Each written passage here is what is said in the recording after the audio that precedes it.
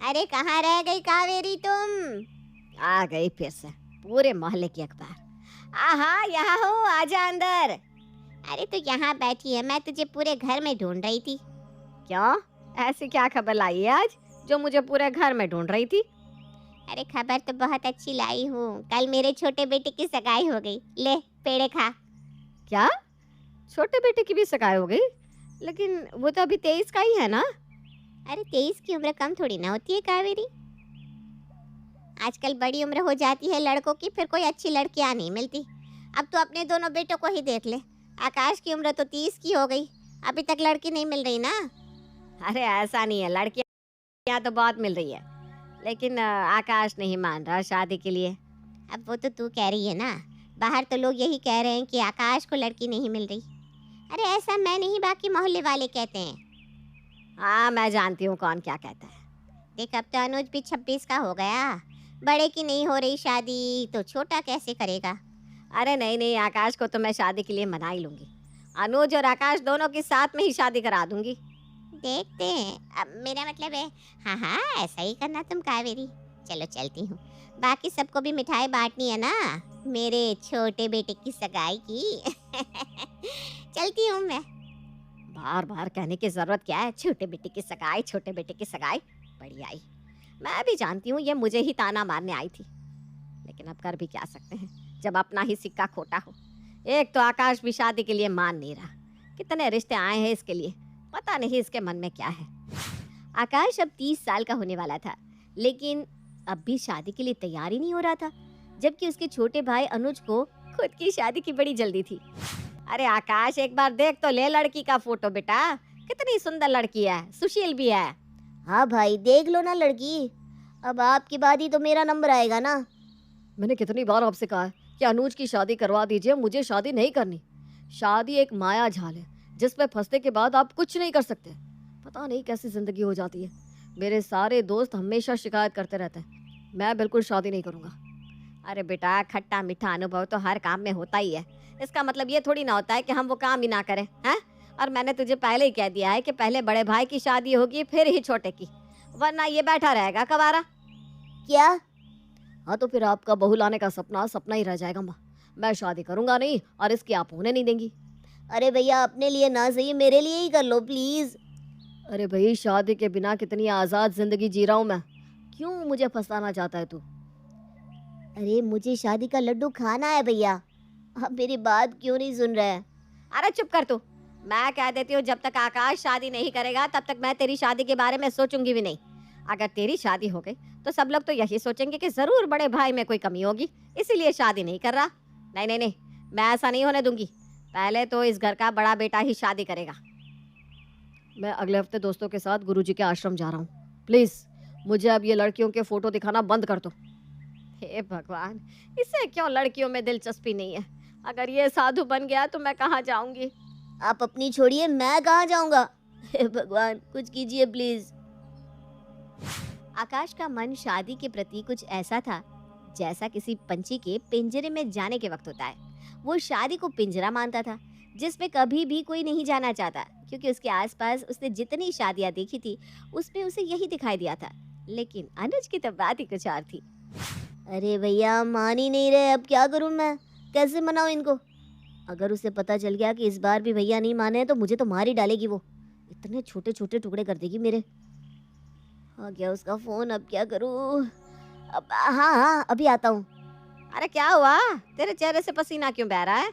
किसी डाकू का फोन आया था क्या? अरे डाकू से भी खतरनाक माँ, तुम नहीं समझोगी। अरे सुन तो, कहाँ जा रहा है? खाना तो खा कर जा।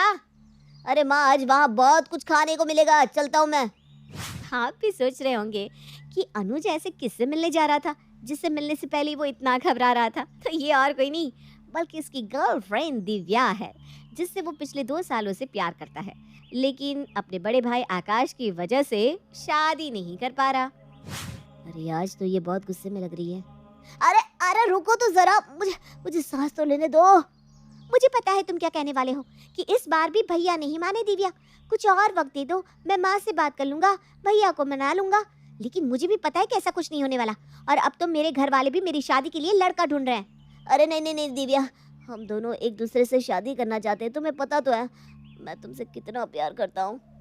हाँ तो मैं भी तैयार हूँ ना तुमसे शादी करने के लिए, लेकिन तुम हो कि मुझे पिछले 2 सालों से टाले जा रहे हो कि मेरे भैया शादी नहीं कर रहे, मान नहीं रहे, पहले उनकी शादी होगी। तो तुम ही बताओ मैं क्या करूँ? भैया नहीं मान रहे शादी के लिए। माँ कह रही है कि जब तक भैया नहीं करेंगे तो वो मेरी भी शादी नहीं करवाएंगी। तो वो जिंदगी भर कंवारे रहेंगे तो हम भी रहेंगे क्या? अरे मनाओ ना उन्हें, समझाओ कि तुमने अपने लिए लड़की ढूंढ ली है। अरे ऐसे कैसे कह दूं कि मैंने अपने लिए लड़की ढूंढ ली है, आप उनकी शादी मत कराओ, पहले मैरी करवा दो। अच्छा नहीं लगता? अच्छा तो तुम यहीं बैठे रहो, मैं किसी और से कर लेती हूँ शादी, वही अच्छा लगेगा। अरे दिव्या दिव्या प्लीज तुम मेरी बात को समझो, मेरी मदद करो ना प्लीज। क्या करूं मैं? अब इसमें तुम्हारे भैया को जाकर ये समझाओ कि लड़कियां अच्छी होती है, केयरिंग होती है, आपका ध्यान रखेंगी मेरी जेठानी शादी के बाद। आप प्लीज कर लीजिए शादी, ये सब समझाओ क्या जाकर? अरे वाह, ग्रेट आइडिया। क्या आइडिया दिया है तुमने दिव्या? मैंने मैंने क्या आइडिया दिया है अब? अरे देखो, भैया शादी को लड़कियों को ऐसा समझते हैं कि वो एक परेशानी है, इसलिए कभी भी शादी के लिए मानते नहीं। तुम अगर उनसे मिलोगी और उनको ये यकीन दिलवा दोगी कि नहीं नहीं लड़कियां ऐसी नहीं होती, शादी होने के बाद तो काफ़ी सारी अच्छी चीज़ें होती है जिससे लड़के खुश होते हैं, उन्हें अपना हमसफ़र मिल जाता है, तो शायद वो शादी के लिए मान जाएंगे और हमारा रास्ता भी खुल जाएगा। और ये सब होगा कैसे? मैं क्या रोज़ रोज़ तुम्हारे भैया से मिलूँ अब? अरे नहीं नहीं, रोज़ रोज़ मिलोगी तो उन्हें शक हो जाएगा ना। हम एक काम करते हैं, मेरे घर में ऊपर का एक कमरा खाली है, हम उसे रेंट पे देने का सोच ही रहे थे, इसलिए तुम वहाँ रहने आ जाओ और उसके बाद अपने बर्ताव से उन्हें ये यकीन करवा दो कि शादी के कितने फ़ायदे हैं, लड़कियाँ कितनी अच्छी होती हैं। तुम्हें पक्का लगता है कि ये प्लान काम करेगा? देखो हमारे पास ना ये आखिरी मौका है दिव्या, अगर इस बार नहीं हुआ तो फिर अरे फिर तो कुछ नहीं हो सकता, तुम किसी और से शादी कर लेना। तुम पागल हो गए हो क्या? तभी तो कह रहा हूँ कि प्लीज इस प्लान को कामयाब बनाओ किसी भी हालत में। ठीक है, मैं पूरी कोशिश करूंगी कि ये प्लान काम कर जाए। तो कब से आना होगा मुझे तुम्हारे घर? मैं तुम्हें जल्दी बताता हूँ। दिव्या और अनुज ने प्लान तो बना लिया था और इसीलिए अनुज ने घर आकर सारा इंतजाम भी कर लिया, दिव्या को अपने घर में ऊपर का कमरा रेंट पे देने का। और दिव्या आज से उस कमरे में रहने भी आ गई।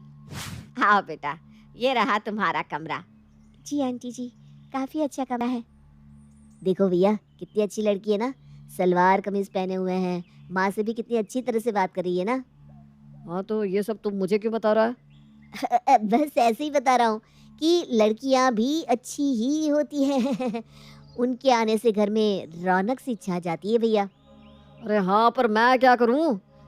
अरे बेटा तुम्हें ठंडा पानी चाहिए या गरम? मैं भिजवा देती हूँ। उसे गरम पानी ही देना, ठंडे पानी से उसे जुकाम हो जाता है। हैं? तुझे कैसे पता ये सब? तुम दोनों एक दूसरे को जानते हो क्या पहले से? वो मैं क्या अनुज और दिव्या की पोल खुल जाएगी या आकाश का दिल पिघल जाएगा दिव्या को देखकर? अरे तुझे कैसे पता कि इसे ठंडा नहीं गर्म पानी चाहिए? बता। अरे वो क्या है ना, रेंट पे कमरा देने से पहले सारी जानकारी लेते हैं ना, बस उसी से पता चला। मुझे ऐसा क्यों लग रहा है कि तू हमसे कुछ छुपा रहा है? अरे मैं क्यों कुछ छुपाऊंगा? क्या आप भी भैया, उम्र बढ़ रही है तो शक भी बढ़ रहा है आपका। अरे चुप करो दोनों। बेटा तू आराम से रह यहाँ, किसी भी चीज़ की ज़रूरत हो तो हमसे कह देना, ठीक है? जी आंटी जी, आपको भी मदद की ज़रूरत हो तो मैं कर दूंगी, मुझे सब आता है, घर का काम, खाना बनाना, सिलाई, सब कुछ। अरे वाह, ये तो बहुत अच्छी बात है कि तुझे सब कुछ आता है। वरना आजकल की लड़कियों को ना बस मेकअप करना ही आता है। देखा भैया, कितनी अच्छी लड़की है, सब कुछ आता है इसे। अरे हाँ, तो तू मुझे क्यों बता रहा है ये सब? मुझे कौन सा इसे मेड बना कर रखना है घर पर? हे भगवान, इस आदमी को लड़कियां पसंद भी है कि नहीं? नहीं नहीं नहीं, कुछ भी करके भैया को मनाना होगा, नहीं तो मैं और दिव्या कभी एक नहीं हो पाएंगे। चलो मैं खाना बना देती हूँ तुम दोनों के लिए। बेटी जब तक तुम रसोई का सामान लेकर आओ तब तक नीचे ही खा लो खाना, ठीक है? जी आंटी, मैं आपकी मदद कर देती हूँ, चलिए। अच्छा ठीक है। देखा भैया, घर में लड़की के आने से माँ की भी कितनी मदद हो जाती है, नहीं? आपका क्या ख्याल है इस बारे में? अरे मेरा कुछ ख्याल नहीं है इस बारे में, मुझे बस भूख लगी है और कुछ नहीं। हे भगवान। अनुज और दिव्या कोशिश कर रहे थे कि आकाश को शादी के कुछ फायदे बता सके, लेकिन आकाश था कि उसे इन चीज़ों में कोई दिलचस्पी नहीं हो रही थी। अरे वाह दिव्या, तुझे तो रसोई का काम बड़े अच्छे से आता है। मुझे लगा नहीं था कि तू इतना सब बना लेती होगी। आंटी जी, मैं अपनी मम्मी का भी रसोई में हाथ बटाती हूँ। मैंने ये सब उनसे ही सीखा है। लगता है तुम्हारी मम्मी भी बहुत अच्छा खाना बनाती है, इसीलिए तो तुम्हारा हाथ भी इतना अच्छा है खाने में। जी आंटी जी, मेरी मम्मी भी आप ही की तरह है। आपको देखकर मुझे उनकी याद आ जाती है। सच कहूँ तो बेटा, मेरे दोनों बेटे हैं, कोई बेटी नहीं। आज तेरे साथ यूँ रसोई में काम करके ना मुझे भी बहुत अच्छा लग रहा है। देखा भैया, माँ कितना अकेलापन महसूस किया करती है। अगर कोई लड़की इस घर में होती तो कितना अच्छा होता, नहीं? हाँ वो तो है। हम दोनों लड़के हैं ना काम में हाथ बटाते हैं, ना ही माँ से कोई खास बात कर पाते हैं, इसलिए उन्हें कमी महसूस होना तो लाजमी है। तभी तो आपसे कह रहा हूँ भैया कि आप भी शादी कर लीजिए, माँ को भी कोई हाथ बटाने वाला मिल जाएगा। अरे तो घूम फिर कर मेरी शादी पे ही क्यों आ जाता है? अरे तो आप क्यों गोल गोल नहीं घूम लेते भैया? क्या? मेरा मतलब है कि गोल गोल फेरे क्यों नहीं लेते भैया? अपनी बकवास बंद कर, चल अब। चलो, गर्मा गर्म खाना तैयार है, आ जाओ। हाँ माँ, बहुत भूख लगी है, जल्दी से खाना परोसो। हाँ हाँ, ये ले, आज छोले भटूरे बनाए हैं। वैसे आज का खाना तो दिव्या ने बनाया है। खाना तो सच में काफ़ी अच्छा बना है। वैसे माँ तो घर का खाना ही बनाती है, आज कुछ अलग खाकर अच्छा लग रहा है। हाँ बेटा, मैं तो अब इतने अलग अलग पकवान जानती नहीं, लेकिन आजकल की लड़कियों को तो काफ़ी कुछ बनाना आता है। आज तेरी वजह से इन्हें भी कुछ अलग खाने को मिल गया। मैं जब तक यहाँ हूँ आंटी जी, कुछ न कुछ नया हम दोनों बनाते रहेंगे, ठीक है? वैसे भी मुझे आपके साथ रसोई में काम करने में, बात करने में बहुत मज़ा आया। अरे मुझे तुझसे ज़्यादा मज़ा आ रहा है, पता है। देखो भैया, माँ कितनी खुश लग रही है। अभी भी वक्त है। तू मार खाएगा या छोले भटूरे? फिलहाल छोले भटूरे ही खा लेता हूँ। अनुज आकाश को घर में लड़की होने से क्या क्या फ़ायदे होते हैं ये बताने में और जताने में लगा था, लेकिन उसका कुछ खास फ़ायदा नहीं हो रहा था। क्या हुआ? तुम्हारे भाई को कुछ अच्छा लगा? कुछ समझ में आ रहा है या नहीं? अरे कहाँ, उन्हें तो कुछ फील ही नहीं हो रहा। जब भी उनसे कुछ बात करता हूँ, बात को पलट देते हैं। समझ में नहीं आ रहा कि कैसे समझाऊँ उन्हें। मैं तो इतनी कोशिश कर रही हूँ उन्हें ये जताने की कि कितने फ़ायदे हैं घर में लड़की होने के। कोई बात नहीं, तुम कोशिश करती रहो। हम एक ना एक दिन तो होंगे कामयाब एक दिन। हाँ हाँ, मुझे भी पता है। आज मैं आंटी जी के साथ मंदिर जा रही हूँ। एक काम करो, तुम दोनों भी चलो, शायद तुम्हारे भैया को अच्छा लगे। कुछ समझ में आया? अरे हाँ, मैं भी भैया को बोलता हूँ, हम दोनों भी चलते हैं। अनुज ने आकाश को मना लिया मंदिर चलने के लिए। अनुज पूरी कोशिश कर रहा था कि वो आकाश को दिखा सके कि लड़की कितना कुछ संभाल सकती है। वाह वाह वाह, कितना अच्छा भजन सुनाया दिव्या तुमने। आज तो सब लोग तुम्हारी ही तारीफ कर रहे थे। थैंक यू आंटी जी। आकाश, अनुज, सुना तुम दोनों ने?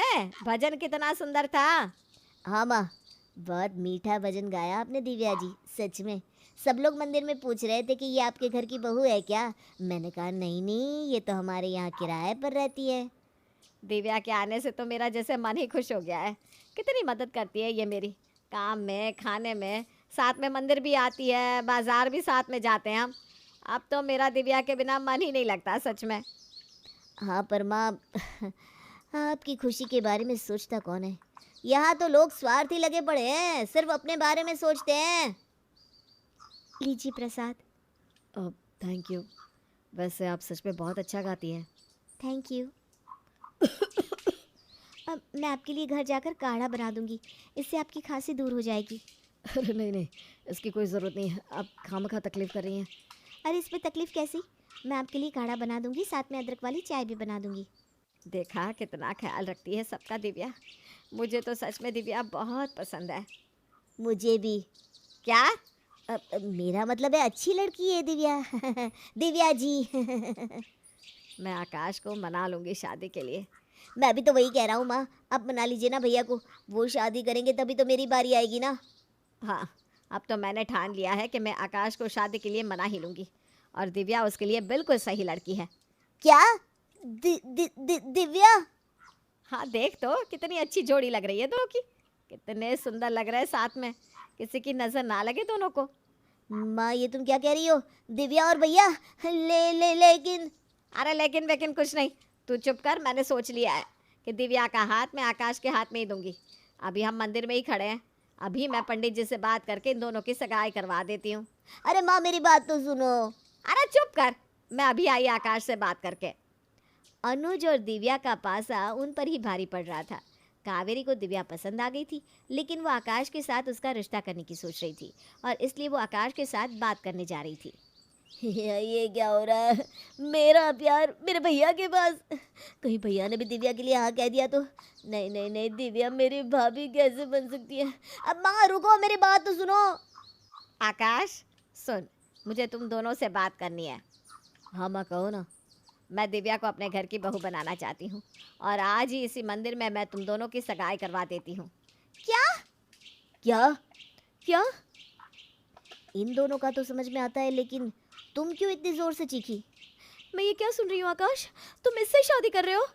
अरे वो, मैंने तुमसे कहा था कि मैं बस जॉब करना चाहती हूँ, 2 साल उसके बाद शादी कर लेंगी, लेकिन तुमने तो किसी और को ढूंढ लिया। मुझे नहीं करनी जॉब, मैं तुमसे शादी करने को तैयार हूँ। चलो अभी शादी कर लेते हैं। क्या सच में?